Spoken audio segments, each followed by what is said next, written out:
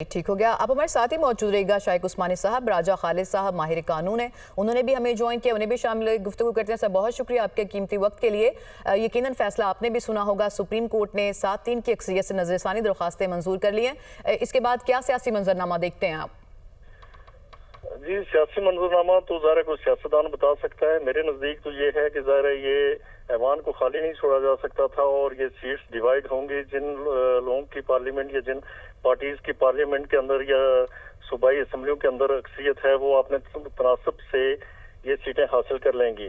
ابھی آپ کا سوال تھا جسٹس شائق عثمانی صاحب سے کہ اس فیصلے میں کیا غلطی تھی, کیا کیا لیکونات تھے, کیا کیا اس کی شارٹ کمنگز تھیں, کیا کیا فلاز تھے, کیا کیا سکم تھے جس کی وجہ سے اسے ٹرن ڈاؤن کیا گیا اور ریویو الو ہوئی.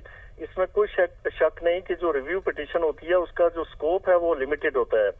لیکن یہاں پہ یہ ہوا کہ جو کانسٹیٹیوشن آف پاکستان ہے وہ واضح طور پہ یہ کہتا ہے کہ جوڈیشری ہے ہماری اور ہماری مکنہ ہے پارلیمنٹ, لیجسلیچر یا ایگزیکٹو اتھارٹی ہے جسے گورنمنٹ کہتے ہیں, تو ان کے اختیارات کانسٹیٹیوشن آف پاکستان نے الگ الگ واضح کر رکھے ہیں.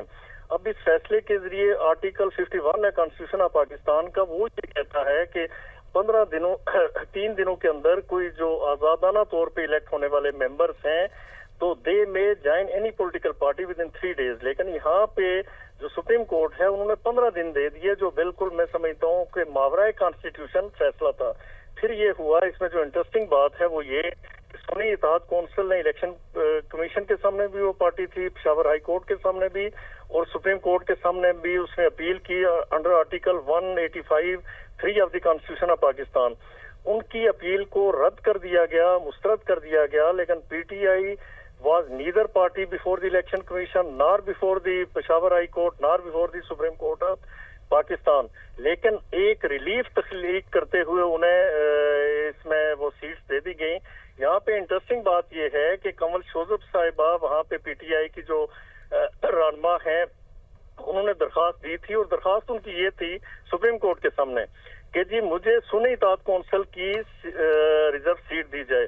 اب جس طرح کے جسٹس شائق عثمانی صاحب نے بھی فرمایا کہ سنی اتحاد کونسل کو اس لیے ریزرو سیٹس نہیں دی جا سکتی تھیں, ایک تو انہوں نے لسٹ فائل نہیں کی تھی, دوسرا یہ ہے کہ پارلیمنٹ کے اندر ان کی کوئی پارٹی وہ نہیں تھی, نمائندگی نہیں تھی, ریپرزنٹیشن نہیں تھی, لہذا اسے بھی نہیں دی جا سکتی تھی. اب مزید جو انٹرسٹنگ بات